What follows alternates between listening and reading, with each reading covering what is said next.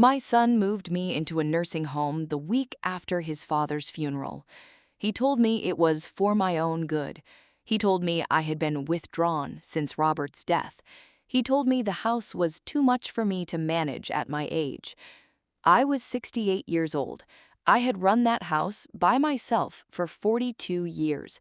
I had paid the property taxes every November. I had filed our joint returns every April.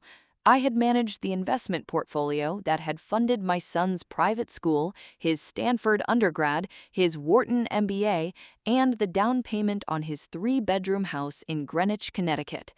My son did not know any of that. My son thought his father had handled everything. My son thought I had been the wife who made dinner.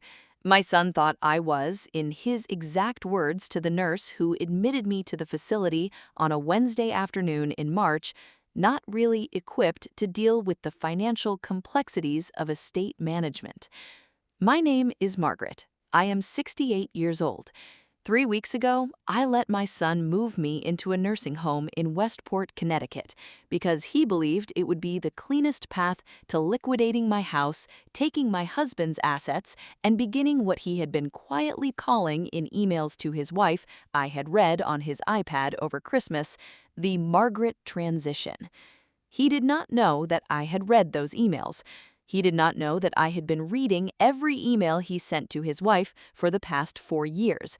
And he did not know what was in the second filing cabinet, the one his father had built into the wall behind the bookshelf in 1986, the one only I had a key to. Let me tell you what was inside, and let me tell you what happened to my son when, 6 days into my stay at that nursing home, I asked the front desk to call me a taxi to Marcus Pemberton's law office in Hartford. I married Robert Whitaker in 1983. I was 26 years old. I was working as a paralegal at a small firm in Hartford, and Robert was a 31-year-old engineer with a job at a manufacturing company that made parts for medical devices. Robert was a good man. I want to say that because the rest of this story does not flatter him, and I do not want anyone listening to think I am telling this from a place of bitterness toward my late husband. Robert was kind. He was steady. He was the kind of man who always remembered our anniversary, who always took out the trash without being asked, who held my hand on every flight we took for 42 years because flying made him nervous. But Robert was also a man who, like many men of his generation, did not particularly want to think about money. From the very beginning of our marriage, I handled all of it. I balanced the checkbook. I paid the bills. I filed the taxes. I picked the investments. I managed the savings accounts, the retirement accounts, the insurance policies, the property paperwork. Robert's name was on his paychecks. My name was on everything else. And as our son David grew up, he was born in 1985, my role in the family's finances became, in his eyes and in everyone else's eyes, completely invisible. David had been raised on a story I had heard him tell at Thanksgiving dinners my entire adult life. My dad worked his whole life so we could have everything. My mom, supported him. He had said it for 40 years. He had said it at his rehearsal dinner. He had said it in the toast at his 35th birthday. He had said it 3 weeks ago at his father's funeral. And I had let him, because I had decided a long time ago if my son needed to believe his father was the one who built our comfort, I was not going to take that from him. Until the day my son tried to take it from me. My son David is 38 years old. He's a managing director at a hedge fund in Greenwich. He makes, by my last calculation from his joint tax returns, which I had access to because I had set up his Quicken account in 2009 and he had never changed the password, approximately $1.8 million a year. He has 2 children. He has a beautiful house. He has a wife named Chelsea who runs a boutique and posts about her beautiful family on Instagram every Sunday. And David, despite all of this, has been planning to inherit his father's estate for at least 4 years.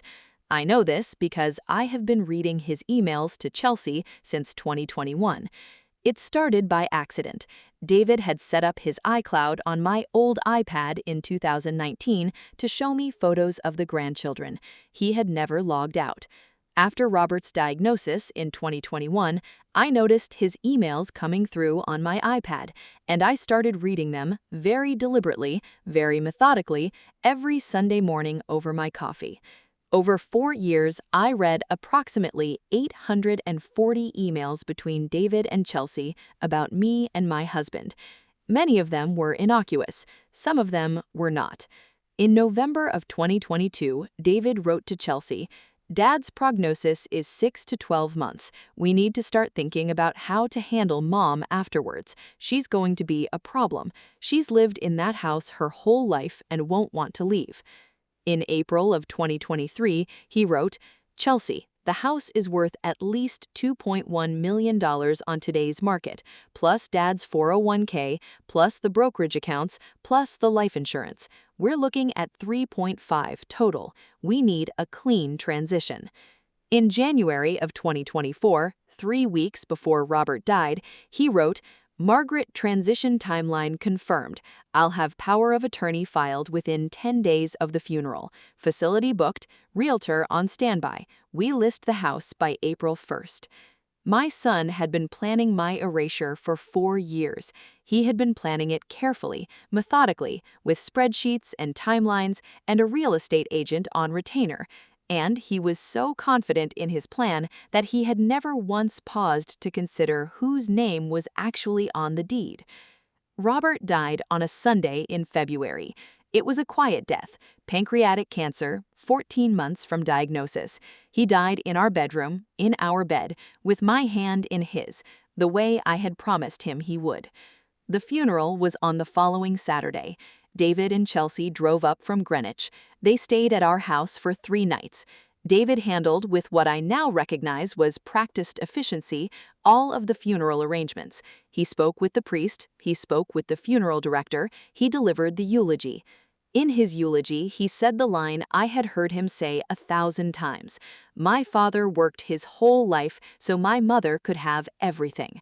I sat in the front pew of the church. I did not correct him. I did not have it in me that day to correct him. I just thought about Robert. I thought about how Robert had once said to me in our kitchen in 2014, after a particularly difficult Thanksgiving, in which David had explained to a guest that I had been a homemaker my whole life. "Helen," he sometimes called me Helen instead of Margaret as a private joke, because in our first months of dating, he had introduced me as Helen by mistake to one of his friends. "Helen," Robert had said, "our son thinks I am the one who built this life. I have let him think that for too long. We need to tell him." I had said, "Robert, what do you mean?" He had said, "He needs to know what you have done. He needs to know what you actually did, not what he assumes. Or someday, when I'm gone, he will treat you like nothing, and it will be partly my fault for letting him grow up that way." I had told Robert not to worry about it. I had told Robert it did not matter what David thought. I had told Robert I would handle myself when the time came. Robert had looked at me for a long time. Then he had said, "Margaret, I am the toughest woman I have ever known. I love you, but I want to leave one thing behind that protects you, in case I'm right." That was the conversation, November 2014. I had not understood at the time what he had meant by one thing. I understood 10 years later, on the Wednesday afternoon when David drove me to the nursing home in Westport, Connecticut. Because that night, 6 days into my stay at the facility, I asked the front desk to call me a taxi to Marcus Pemberton's law office in Hartford. That is the end of Block 1. Block 2 begins inside the basement of my own house 6 days after my son had checked me into a nursing home, and it ends 2 weeks later in the office of Marcus Pemberton, the attorney who had been waiting for me to call him for 10 years. The taxi dropped me off at my house at 9:12 p.m. on a Tuesday. It was raining. The driveway was empty. David had gone back to Greenwich the morning after he had moved me into the facility, satisfied that he had solved his mother problem and could now get on with the work of selling the house. I walked around to the back porch. I lifted the third clay planter from the right, the one that had held my mother's rosemary in 1985, and which had held the spare house keys ever since, and I retrieved my keys. I unlocked the back door. The house smelled the way it had smelled for 42 years, a little bit like Robert's pipe tobacco, a little bit like the lavender soap I had used in the laundry, a little bit like dust. I went straight to the basement. I had not been down there since the funeral. David had been in the basement. I could see from the shifted boxes that he had been searching for documents. He had not found what he was looking for. Of course he had not, because Robert had built the second filing cabinet into the wall behind the bookshelf in 1986, a year before David was born, and David had no idea it existed. I walked over to the bookshelf. I pulled the third book from the left on the second shelf, a 1972 hardcover of Tolstoy's Anna Karenina that had belonged to my grandmother. The bookshelf swung outward on a hinge Robert had installed himself. Behind it was a small steel cabinet, 2 feet wide, 4 feet tall, with a single brass key lock. I had the key in my pocket. I had carried it on a chain inside my jewelry box for 40 years. I unlocked the cabinet. Inside were 3 things. The first was a thick manila folder labeled in Robert's handwriting, "The Truth." Inside that folder were the original deeds, mortgage documents, investment records, and tax returns from 42 years of our marriage. Every single deed was in my name only. The house, a small lake property in Maine that I had bought in 1992 with money I had saved, a condominium in Florida that Robert and I had purchased in 2008, in my name, because Robert had said it was simpler that way for tax purposes, which I had understood, even then, was Robert's quiet way of making sure his wife had something that could not be taken from her. The investment portfolio, worth as of Robert's death just over $4 million, was in a joint brokerage account with right of survivorship. With Robert's death, it was now entirely mine. The 401k that David had been counting on, the one he had told Chelsea was worth $700,000, the one he had been planning to roll over to himself as the sole heir, had named me as the sole beneficiary in 2014, the year of our kitchen conversation. Not David, not the estate, me. The life insurance policies, 2 of them totaling $600,000, also named me as sole beneficiary. The second item in the cabinet was a will, not the one David had read aloud to me at the kitchen table the day after the funeral, with a polite shrug, in which Robert had left his entire estate to me with the expectation that it would pass to David in the natural course. That will had been a decoy, filed publicly, the one David had been planning around. The will inside the steel cabinet was a different document, updated in 2014, witnessed by Marcus Pemberton, notarized properly, naming me as sole beneficiary of every Whittaker family asset, with the explicit clause, "It is my express wish that my wife, Margaret Whittaker, retain full and unrestricted control of all marital assets for the duration of her natural life. She is in no way obligated to transfer any portion of these assets to our son, David Whittaker, regardless of any informal expectations he may have developed. Margaret is to make all decisions regarding the disposition of these assets at her sole discretion. Robert James Whittaker, January 14, 2014. The third item in the cabinet was a letter. It was sealed in a cream envelope. On the outside, in Robert's handwriting, were 5 words, "For Margaret, when you need it." I sat down on the basement floor. I opened the letter. The letter was 3 paragraphs long. "My love, Margaret, if you are reading this, it is because something has happened that has made it necessary for you to see what is in this cabinet. I hope it is something simple. I hope you are just looking for old paperwork. But knowing our son the way I do, I think it may not be. I want you to know that I built this cabinet in 1986, before David was born, because I knew and you knew that you were the financial brain of this family. I knew you would always quietly handle everything. I knew you would never in your life make a fuss about your own contributions.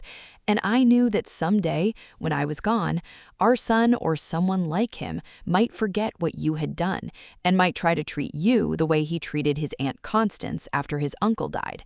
Do you remember that? It was 1989. He was 4 years old. He saw it and never registered it, but I did.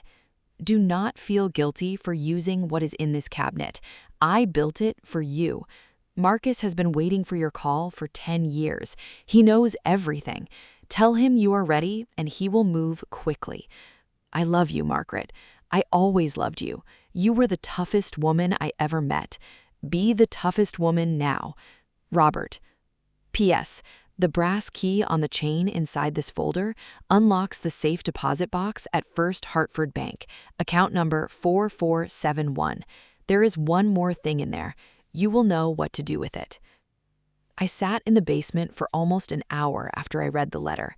Then I picked up the folder, the will, the letter, the brass key, and I put them all in an old leather portfolio Robert had carried to work for 30 years. I closed the cabinet, I closed the bookshelf, I locked up the house, I called another taxi. I went back to the nursing home because I did not want David to suspect I had been gone, and the next morning at 9 a.m., I called Marcus Pemberton. Marcus said, "Margaret, I have been waiting for this call for 10 years. I am clearing my schedule. Be in my office Friday morning." That Friday, I checked myself out of the nursing home. I told the front desk I was going to a doctor's appointment. They did not stop me. I was not legally committed. David had simply checked me in. I had every right to leave. I went to Marcus's office. We spent 4 hours together. Marcus filed the updated will with the probate court that afternoon. He filed a quick claim affidavit confirming all property in my sole name. He filed a notice with David's attorney by certified mail that any planned sale of the house was now legally void, and that any further attempt by David to act as power of attorney would be considered fraud. David called me that evening screaming. I let him scream for about 90 seconds. Then I said very calmly, "David, your father left you a small bequest of $50,000 in the real will. You will receive that within 30 days.